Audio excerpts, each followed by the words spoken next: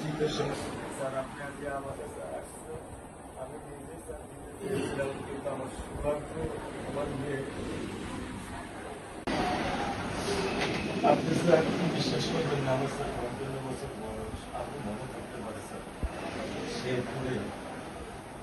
এখানে একজন নেতার একটা বাচ্চাও স্যার মারা গিয়েছিলেন আপনার মনে হয় স্যার হয়তো বা স্মরণ আছে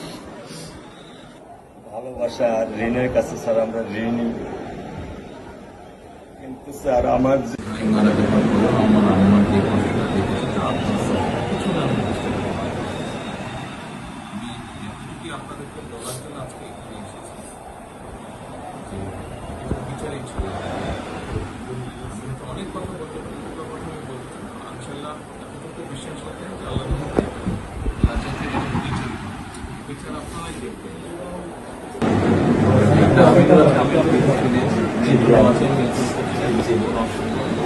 আর আসামিকে ধরা হয়েছে ব্যবস্থা করা হচ্ছে এরপরে বিচার ইনশাল্লাহ আইন উনিও কন্যা সন্তান আমিও কন্যা সন্তান উনিও কন্যা সন্তান আজ আমরা জানি কন্যা সন্তানের কষ্টটা আমরা একটা ছবি ছিল স্যার কিছু বলে তোলেন না আমি শুধু আপনি মেয়ের বাবা আপনিও স্যার একজন মেয়ের বাবা শুধু একটা আমি দৃশ্য আপনাকে স্যার দেখো আর কিছু দেখাবো না স্যার আমি দেখবো না স্যার স্যার আমি দেখবো না স্যার এটা নিয়ে আমি সারা জীবন স্যার আমি কি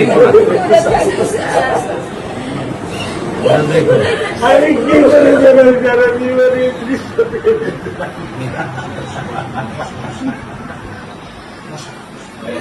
আমার এই দৃশ্য আমি কি দিয়ে পূরণ করবো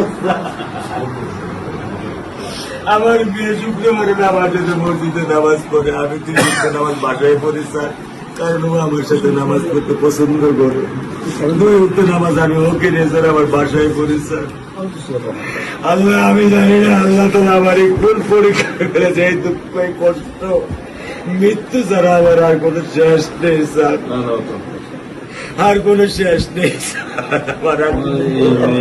আপনার দায়িত্ব মানে প্রধানমন্ত্রী নেবে আমাদেরকে তো আপনাদেরকে শক্ত হতে হবে না আপনার তো বড় মেয়েটা রয়ে গেছে এখন তো ওর জন্য আপনাদেরকে শক্ত থাকতে হবে স্যার সত্য কথা আমি যখন ওকে ভ্যানে পাঠাই আমি খুব বল পাই আমি কালকেও বলে দিছি যে আমি আর ভ্যানে দিব না তুমি প্রতিদিন ওকে রিস্কায় নিয়ে যাবা রিস্কায় করে নিয়ে আসবা আমি ক্লান্ত স্যার 10 বছর বয়স থেকে স্যার অবহেলা পেতে পেতে পেতে পেতে স্যার আমি আর নিতে পারতেছি না স্যার আল্লাহ আমার ভাগ্যে দিচ্ছে আমি কি করবো কি করবো ব্যবস্থা বলেছেন মেয়ের লেখাপড়া করে ধৈর্য ধরো ইনশাল্লাহ বিচার হবে খুব সংক্ষিপ্ত সময় কারণ এটা দিয়ে বেশি বলতে পারবো না কারণ আদালতের বিষয় তো আমরা চার্জশিট দেবো ইনশাল্লাহ এই 24 ঘন্টার মধ্যে আমি সত্য কথা বলি আমার 55 বছর বয়সে আমি এত দ্রুত এত সুন্দর এত সুচারুভাবে আমি কখনো দেখিনি এটা বুঝতে পারছি এটা তো বুঝতে এটা আমি বুঝতে পারছি স্যার প্রধানমন্ত্রী চলে আসছেন এটা আমার সৌভাগ্য আমি আমি সত্যিকার ভাবে স্যার আমি বলি আমি এটা স্যার প্রত্যাশা করিনি যে আপনার মতো মানুষ আমার এই 10,000 টাকার একটা ফ্ল্যাটে স্যার আপনি পা রাখবেন কিন্তু এই বিশ্বাস ছিল যে আপনি আর 10 জন না যে মানুষ ট্রাফিক সিগন্যালে দাঁড়িয়ে থাকে নিয়ম মেনে চলে সে মানুষকে বুঝতে স্যার আমার এইটুকু বয়সে স্যার যথেষ্ট স্যার স্যার কোন আপনি কি ধৈর্য ধরবেন আমি ওকে কোনো নিয়ন্ত্রণ করতে পারতেছি না চাই আপনার সন্তানের এই অবস্থার জন্য যে দায়ী তার বিচার ইনশাল্লাহ হবে সেটা শীঘ্রই আর মালিক যে আল্লাহ তাআলা মালিক ওনার কাছে সাহায্য ওনার কাছে সাহায্য চাও আল্লাহ রহম করলেন সব কিছু দিতে মানুষ হিসেবে আমাদের যেটা করার আমরা স্যার মিরপুর 10 নম্বর আইডিয়াল স্কুলে ক্লাস 9 এ পড়েছে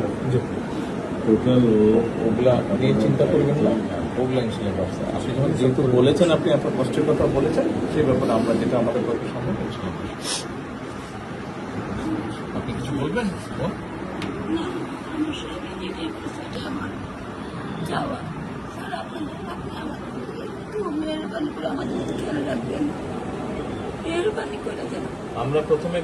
সবচেয়ে আগে যেটা এই মুহূর্তে আমরা করতে চাই সেটা হচ্ছে যে এই অন্যায়ের সাথে যে জড়িত তার বিচার আমরা আগে করতে চাই, জি স্যার, তার বিচারের ব্যবস্থা আমরা আগে করতে চাই, জি স্যার, এইটা আমরা আগে প্রথমে করতে চাই। জি স্যার। আপনাদেরকে শক্ত থাকতে হবে, ধৈর্য ধরতে হবে, ওর দিকে তাকে শক্ত থাকতে হবে। এক সন্তান আল্লাহ নিয়ে গেছে, আরেক সন্তান আপনার কাছে আছে, ওর কথা মনে করে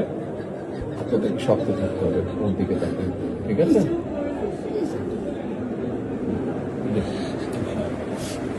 চলে আসবে, ভাই চলে আসবে, আজকে চলবো।